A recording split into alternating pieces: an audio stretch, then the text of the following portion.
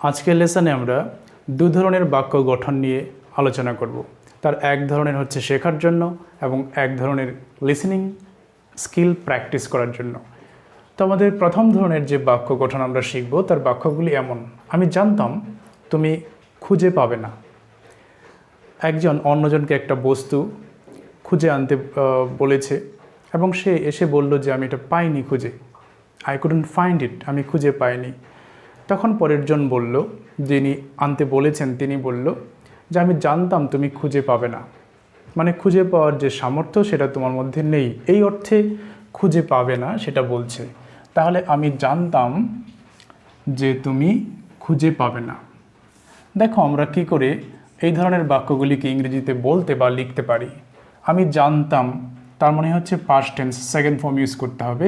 তার জন্য আমরা ব্যবহার করব আই নিউ, সেকেন্ড ফর্ম, আমি জানতাম।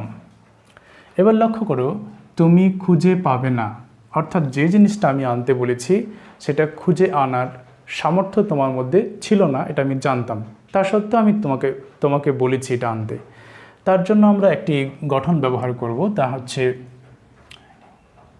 You would not be able to find it. আমরা জানি ফাইন্ড শব্দের অর্থ খুঁজে পাওয়া। তাহলে আই নিউ, আমি জানতাম, এখানে দ্যাট ব্যবহার করতে পারি। You wouldn't be able to find it, এই ফ্রেজের ব্যবহার করব। আমরা চাইলে এখানে বি এবল টু নাও ব্যবহার করতে পারি, তাহলে তার অর্থ কী হবে? একই রকম হবে, কিন্তু ওখানে তোমার যে খুঁজে পাওয়ার সামর্থ্য নাই, আমি জানতাম, সেই সেন্সটা থাকবে না। তখন সরল বাক্য হয়ে যাবে, মানে সহজ সরল বিষয় হবে যে আমি জানতাম তুমি খুঁজে পাবে না। I knew that you won't find it, তুমি এটা পাবে না, তখন এমন হবে। তাহলে আমরা এই বিষয়টাকে বোঝানোর জন্য বি এবল টু ইউজ করব, যে তোমার সামর্থ্য নাই। তাহলে উডন্ট বি এবল টু, তারপর ভার্ব ইউজ করব। তাহলে সম্পূর্ণ বাক্য I knew you wouldn't be able to find it, আমার ধারণা ছিল বা আমি জানতাম যে তুমি এটা খুঁজে পাবে না। আচ্ছা, আমি জানতাম, পরের বাক্য দেখো, তাহলে এখান থেকে আলাদা হয়েছে। আমি জানতাম যে তুমি যেতে পারবে না, কোথাও যেতে বলেছিল, তারপর পরে দেখা হয়েছে, বলেছে তুমি কি গিয়েছিলে? নো আই কুডন্ট গো, আমি যেতে পারিনি।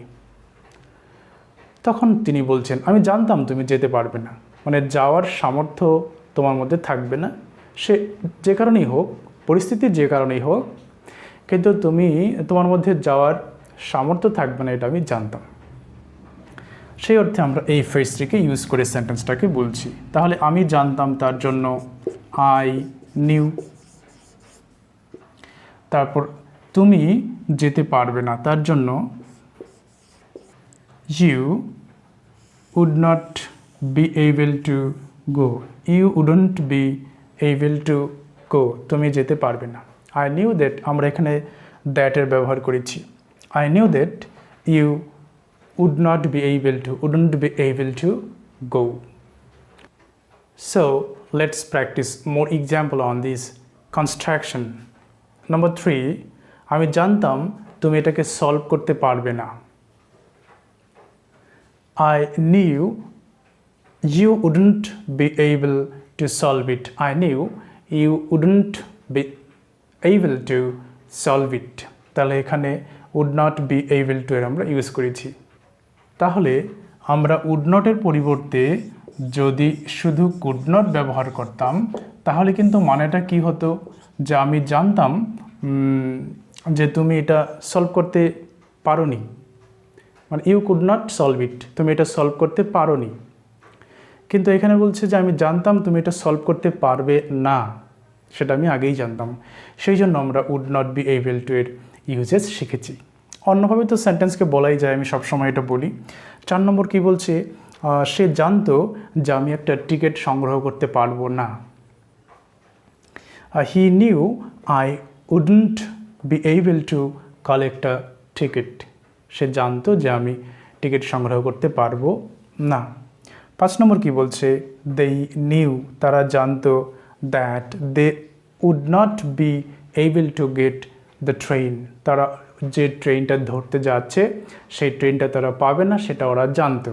দে knew that they wouldn't be able to catch the train, get in to the train, এমনভাবে আমরা বলতে পারি। তাহলে লক্ষ্য করো আমাদের গঠনের আসল বিষয় কোনটা কোন? এখানে হচ্ছে সাবজেক্ট পরিবর্তন করলেই, যেমন I knew you would not be able to, এখানে হচ্ছে টু এর পর প্লাস ভার্ব, তাহলে প্লাস ভার্ব পর্যন্ত আমরা ব্যবহার করব। যেমন এখানে গো লিখলাম, তাহলে কি হচ্ছে I knew you wouldn't be able to go, আমি জানতাম তুমি তোমার মধ্যে যাওয়ার সামর্থ্য থাকবে না বা তুমি যেতে পারবে না। যদি আমরা এখানে চেঞ্জ করে দিই যে সে জানতো, তাহলে he knew that Rahul would not be able to come, সে আসতে পারবে না, এমন Rahul would not be able to come. তাহলে সাবজেক্ট প্লাস নিউ, তারপরে উড নট, তারপর সাবজেক্ট, আবার would not be able to. এই হচ্ছে আমি জানতাম তুমি পারবে না বা কেউ একজন পারবে না তার গঠন। এবার চলো আমাদের সেকেন্ড পার্টে লিসেনিং স্কিল একটু প্র্যাকটিস করে নিই। So this is the last part of our lesson, and in the last part we actually practice listening skill, and today we are going to practice listening skill with these sentence pattern. What's that? Suppose A is telling B, or is telling B. What he is telling? You are ill, you had better see a doctor. So the phrase had better. Today we are going to practice some sentences for our listening skill with the phrase had better. What does it mean, or when do we use it? We use this phrase had better to say what is the best to do in a particular situation. Remember that phrase, especially in a particular situation. So when we want to advise someone that he should do something, what is best to do in a particular situation, then we use this phrase. Suppose you had better see a doctor. তোমার একজন doctor দেখানো উচিত এই অবস্থায়। So we also use two or three another words or phrase to say this kind of sentences or to express this kind of feelings, like should and ought to. But had better, this phrase is stronger than should or ought to, but not as strong as must. When we use must, that means must, you have to do it. There is no other option avoiding these. You have to do it. করতেই হবে এমন, must. Then we use must.